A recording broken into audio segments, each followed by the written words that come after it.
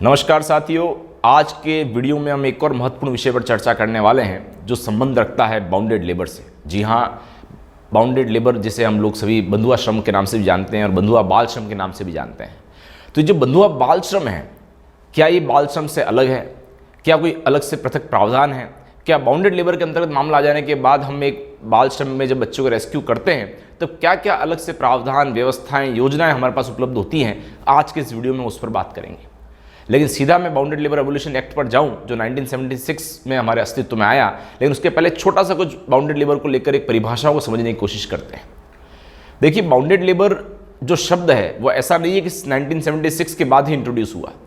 Bounded labour या बंधुआ श्रम जिसे हम कह रहे हैं, ये भारत में आज़ाद होने से पहले से भारत में अस्तित्व में रहा है और पहले से हमें कलंकित करता हुआ रहा है। अगर अलग अलग राज्यों की बात करें तो हर एक राज्य में अलग से व्यवस्थाएं थी। जैसे कि कर्नाटका साउथ में बोल रहे हैं कोची के नाम से, मैं राजस्थान का रह रहा हूँ, राजस्थान की बात करें तो सागरी प्रथा के नाम से ही जाना जाता रहा है। तो बाउंडेड लेबर कई सदियों से हमारे समाज में व्याप्त रहा है और समाज का जो सबसे शोषित पिछड़ा हुआ जो वर्ग रहा उसका कहीं ना कहीं इसमें दुरुपयोग हुआ, उसी का सबसे अधिक शोषण हुआ इस बाउंडेड लेबर की परिभाषाओं में। तो हम समझते पहले बाउंडेड लेबर बेसिकली है क्या। अगर सामान्य तरीके से बात करें तो जैसा आप लोग समझते हुए आए आज तक, कई बार लोग कहते हैं बाउंडेड लेबर का मतलब जिसको जंजीरों में बांध के रखा होगा कि चार दीवारों में घिरा हुआ है, ऐसा नहीं है। बाउंडेड लेबर को आप ऐसे भी समझ सकते हैं कि जब कोई व्यक्ति किसी से कर्ज लेता है, कोई उधार लेता है और उधार की एवज में अब वो बंध चुका है कि उसको उस व्यक्ति के अंडर में काम करना है, या फुल टाइम या पार्ट टाइम, तो भी वो बाउंडेड लेबर है। अगर इसी को ध्यान में रखते हुए जो इसकी परिभाषा डिफाइन हुई है एक्ट अंतर्गत, जिसे हम कहते हैं बाउंडेड लेबर एबोलिशन एक्ट 1976, अगर उसमें अगर आप जाएंगे तो स्पष्ट शब्दों में किया हुआ है कि जब कोई देनदार किसी लेनदार से किसी कॉन्ट्रैक्ट के अंतर्गत उससे काम करवाता है, चाहे वो उसका पूर्णकालिक कार्य हो या अल्पकालिक का काम हो, वो बाउंडेड लेबर की परिभाषा में आता है। लेकिन मैं अक्सर हमारे लॉ विद्यार्थियों को और जब कभी कहीं ट्रेनिंग होती है, मैं सरल भाषा में समझाने की कोशिश करता हूं। आपको इस फोटो में भी दिख रहा होगा कि इस पूरे बाउंडेड लेबर को हम इस हाथ की 5 उंगलियों की तरह समझ सकते हैं। जो इसमें अंगूठा दिख रहा है ये अनिवार्य है, ये होना जरूरी है, और इन चारों में से कोई भी यदि एक चीज होती है तो बाउंडेड लेबर के अंतर्गत काम में लिया जाएगा। अब अनिवार्य चरण कौन सा है? अनिवार्य चरण है इसमें हमारा कि कोई एडवांस या कर्ज लिया हुआ हो, कि जब कोई एडवांस लिया हुआ है जातिगत उत्तराधिकारी या आर्थिक आधार पर, तो ये पहली कंडीशन लागू होती है। दूसरी जो आप देख रहे हैं हमारी जो फिंगर की शुरुआत होती है वो है आवाजाही पर पाबंदी, मतलब उसकी मोबिलिटी पर रोक है। जिसने कर्ज लिया है वो व्यक्ति आ जा नहीं सकता। दूसरा पॉइंट है अपने मालिक को खोजने पर पाबंदी, मतलब मैंने जिससे कर्ज लिया अब मैं बाउंड हो चुका हूं उसके अंतर्गत ही काम करने के। अगर मुझे लगता है कि मुझे इसको छोड़कर किसी अन्य व्यक्ति के पास जाना है, वो मुझे अच्छा पारिश्रमिक दे सकता है, हम मुझे अच्छी सैलरी दे सकता है, लेकिन आपके आना जाने पर पाबंदी है, नए मालिक खोजने पर यदि पाबंदी है, तो दूसरा पॉइंट है। तीसरा पॉइंट आप देख रहे होंगे अपने माल अपनी मर्जी से बाजार मूल्य पर बेचना, मतलब कि वो व्यक्ति उस लेवल पर भी फ्री नहीं है कि जो भी प्रोड्यूस उसके पास है, जो प्रोडक्शन उसने किया है, उस प्रोडक्शन को मार्केट में सेल कर पाए, तभी तीसरी स्थिति लागू होती है। और चौथी और अंतिम मिनिमम वेजेस, मतलब न्यूनतम जो मजदूरी हमारी सरकार ने तय करके रखी है, यदि उससे कम पैसा उसको मिलता है तो भी बाउंडेड लेबर की परिभाषा में आएगा। तो मैं आपको इस फोटो के माध्यम से ये बताना चाह रहा था कि इस फोटो में जो बताया हुआ ये अंगूठा ये अनिवार्य है। अगर किसी व्यक्ति ने किसी व्यक्ति से कोई कर्ज लिया है, उधार लिया है, और उसके साथ साथ इन चारों में से कोई एक पॉइंट लागू होता है कि चाहे उसको मिनिमम वेज मिलता हो, या उस व्यक्ति को आने जाने पर पाबंदी हो, या उसको अपना नया मालिक खोजने पर पाबंदी हो, या उस व्यक्ति को अपने मार्केट में जाकर अपने माल को बेचने की स्वतंत्रता भी ना हो, अगर ऐसी कोई भी एक स्थिति लागू होती है तो वो बाउंडेड लेबर की परिभाषा में आएगा। तो इस पूरे एक्ट को हमने इस सामान्य परिभाषा से आपको समझाने की कोशिश किया कि बाउंडेड लेबर जब कभी भी आप अपने आसपास देखें, अगर आप CWC के व्यक्ति हैं, आपके बेंच के सामने किसी बच्चे को लाया गया जो बाउंडेड लेबर में था, आपको तब तो हो सकता है कि JJ एक्ट की सेक्शन 75-79 में मुकदमा दर्ज हो चुका हो, लेकिन जब काउंसलिंग हुई तब आपको मालूम चला कि इसमें तो ये परिभाषाएं के अनुरूप ये बाउंडेड लेबर भी इंट्रोड्यूस हो सकता है। तो डेफिनेटली आपको बाउंडेड लेबर में जाना चाहिए। क्यों? क्योंकि इसमें जाने से कई सारे दूसरे फायदे हैं जिससे उस परिवार को, उस बच्चे को कई सारे लाभ मिल सकते हैं। मैं आपको आगे बताऊंगा। अब हम बात करते हैं कि बाउंडेड लेबर में किस तरह के कार्य हैं जो आप अपने आसपास देख सकते हैं। चूंकि राजस्थान बाल आयोग में कार्य करते हुए या वर्तमान में एज ए चाइल्ड प्रोटेक्शन के रूप में हम अपने क्षेत्र में काम कर रहे हैं, मैं राजस्थान के कुछ अनुभव आपसे साझा कर सकता हूं। राजस्थान में मुख्य रूप से कुछ 4-5 सेक्टर्स हैं जिसमें हमें बाउंडेड लेबर देखने को मिलता है। सबसे पहला और सबसे महत्वपूर्ण है इसमें कृषि, क्योंकि राजस्थान में कई सारे लोग कृषि पर डिपेंडेंट हैं। कई सारे लोग कृषि के लिए मौसमी, जिसको हम सीजनल माइग्रेशन बोलते हैं, वो भी करते हैं। जैसे पहले यहाँ से बीटी कॉटन में लोग गुजरात राज्य में जाया करते थे, तो मैक्सिमम वो लोग जो बीटी कॉटन के लिए गुजरात जाते हैं, वो बच्चे या परिवार, वो बाउंडेड लेबर की परिभाषा में कवर होते थे। दूसरा हमारा एक बहुत बड़ा सेक्टर है जिसमें आपको बाउंडेड लेबर अपने आसपास देखने को मिलेगा, वो है ईंट भट्टे। जो ये ब्रिकलेंस का जो वर्क है, जो ईंट भट्टों वाला जो कार्य आप देखेंगे अपने आसपास, मैक्सिमम आपको वो परिवार, वो बच्चे वहां देखने को मिलेंगे जो उस क्षेत्र के, उस गांव के, उस शहर के है ही नहीं। वो बिहार के या किसी अन्य राज्य के आसपास के बच्चे हैं या परिवार हैं, जिनको वहां से एक कोई व्यक्ति, कोई ठेकेदार लेकर आया था। अब वो लोग उसी ईंट भट्टे पर काम करते हैं, माता पिता भी काम कर रहे हैं, उसका छोटे बच्चे हैं घूमते हैं। एक ईंट भट्टे पर हमने कुछ समय पहले सीकर में छापा मारा था, और एक हमने उदयपुर और राजसमंद में भी कुछ जगह हमने जब छापा मारा था रेड एंड रेस्क्यू में, तो आप विश्वास नहीं मानेंगे, करीब 60 बच्चे एक एक ईंट भट्टे से हम लोगों को मिले। मतलब मोर देन 60 चिल्ड्रंस इन लोगों ने इन्वॉल्व करके रखे हुए थे उन पर, और वो सारे बच्चे आउट ऑफ स्कूल थे, आरटी का उल्लंघन, उन सारे बच्चों को प्राथमिक सुविधा जो मिलनी चाहिए वो नहीं मिल रही थी, और माता पिता के साथ वो भी ईंट को घुमाने का काम, उसको सांचे में डालने का काम, यहाँ तक कि उसको वो जो आपका गर्म जो भट्टी चलती है उससे निकाल के वापस रखने के काम जैसे भी वो काम कर रहे थे। तो ये दूसरा महत्वपूर्ण है क्षेत्र जिसको आपको समझना होगा, यहाँ पर बाउंडेड लेबर मिलता है। तीसरा आप देखिए, जो जयपुर के आसपास हमने कई सारे रेड एंड रेस्क्यू में पाया था, ये जो आरातारी का काम है, ज्वेलरी मेकिंग का काम है, और ये जो चटाई और जो इस तरीके से जो चीज़ें जो बनती हैं उसमें भी छोटे हाथों का उपयोग होता है। ये वो सारे बच्चे हैं कि जो बच्चे कहीं न कहीं बाउंडेड लेबर के अंतर्गत कई महीनों से, सालों से अपने बचपन की आहुति दे रहे हैं, वहाँ पर काम करते हो, ये भी आप देखेंगे बाउंडेड लेबर की परिभाषा में कवर होते हैं। चौथा आप देखेंगे, आपने यहाँ पर जो बूंदी और टोंक वाला जो क्षेत्र हमने कुछ समय पहले पाया था कि एक गांव में पूरा एक गांव उस नाम से बदनाम है कि यहाँ पर सेक्स रैकेटिंग जैसे कुछ वर्क होते हैं। यहाँ पर नाबालिग और बालिग दोनों ही लोगों को यदि आप देखेंगे तो वहाँ पर इस तरह के कामों में लगाया जाता है। मैं एक दो क्षेत्र पर जब हम लोगों को निरीक्षण किया, सवाई माधोपुर जो जाना जाता है टूरिस्ट प्लेस, फॉरेस्ट सेंचुरी के नाम से, उसमें भी त्रिनेत्र गणेश जी के मंदिर से होते हुए आपको निकलेंगे तो वहाँ पर भी इस तरह की स्थिति आपको जगह जगह देखने को मिलेगी। ऐसे बहुत सारे मामले जिसको हम कई बार देख के दरकिनार कर देते हैं, लेकिन एक छोटी बच्ची या बच्चे जिसका कुछ समय पहले अपहरण हुआ था, किसी ठेकेदार के माध्यम से वो इन सब कामों में इन्वॉल्व हैं और आपको खड़े हुए मिल जाएंगे।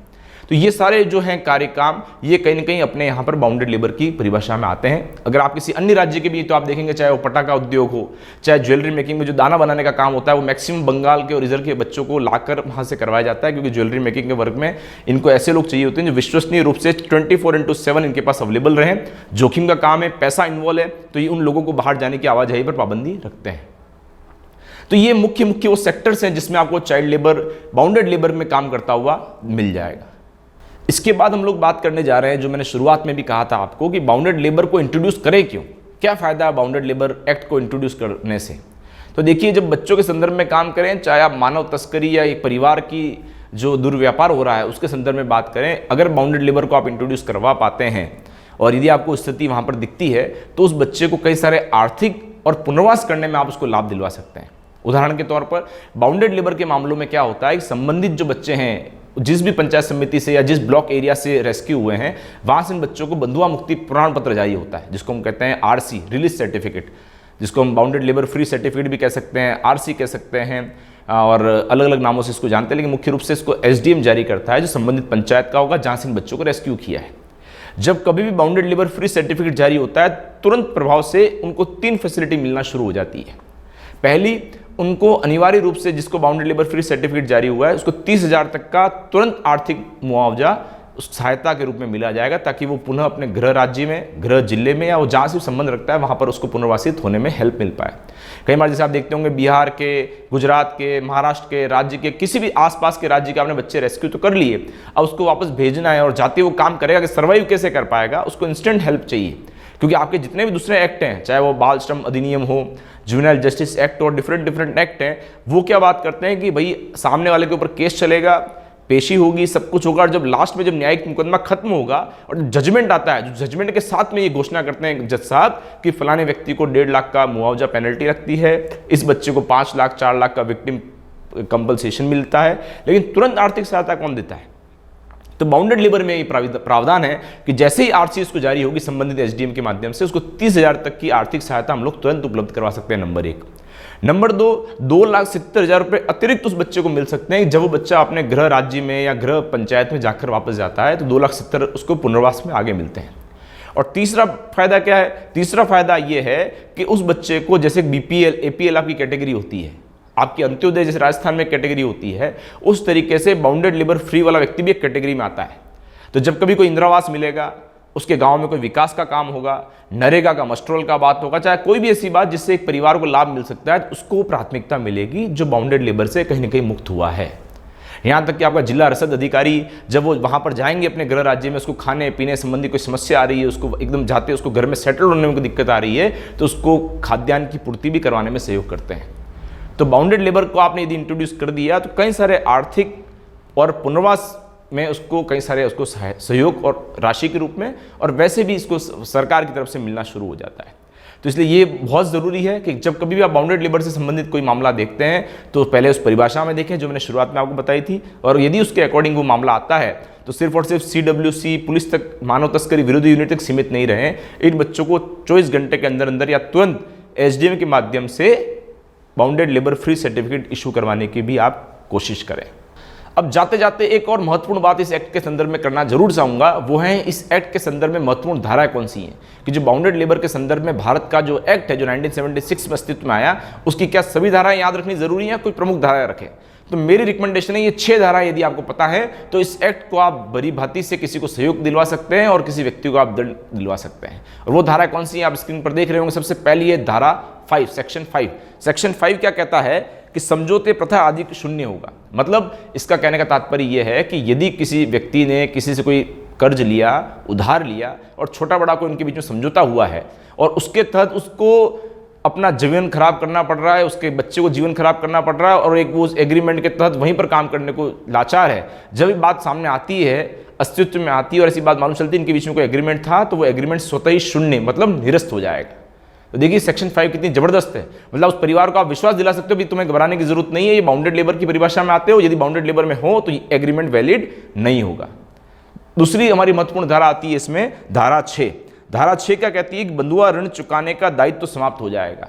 मतलब यदि उसने कोई कर्ज लिया है, उधार लिया है, उसने कोई पैसा सामने वाले व्यक्ति से लिया था, जो देनदार उसको उसका दबाव बना रहा है कि मैंने तुम्हें 1.5 लाख रुपए दिए थे, चक्रवर्ती ब्याज के थ्रू इतना पैसा हो चुका और ये पैसा जब तक तू नहीं भरेगा, जब तक भैया तुझे आप मेरे पास काम करना है। तो सेक्शन 6 उसको ये पावर देती है कि तुरंत प्रभाव से आज से उसको कोई देनदारी लेनदारी उसकी नहीं होगी, वो स्वतः ही समाप्त या शून्य हो जाएगी।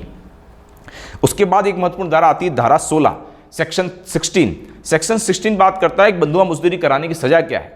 तो जो कोई व्यक्ति बंधुआ मजदूरी कराने के लिए मजबूर करेगा उसे 3 साल की कैद और 2000 तक का जुर्माना या ये दोनों लगाए जा सकते हैं।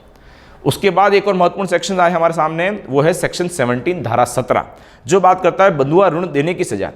कोई भी बंधुआ ऋण आगे बढ़ाएगा उसे 3 साल की कैद और 2 साल का जुर्माना अतिरिक्त हो सकता है। और सेकंड लास्ट हमारी एक और सेक्शन आता है सेक्शन 18 धारा 18, वो बात करती है बंधुआ मजदूरी प्रथा के अंतर्गत बंधुआ मजदूरी करवाने की सजा क्या है।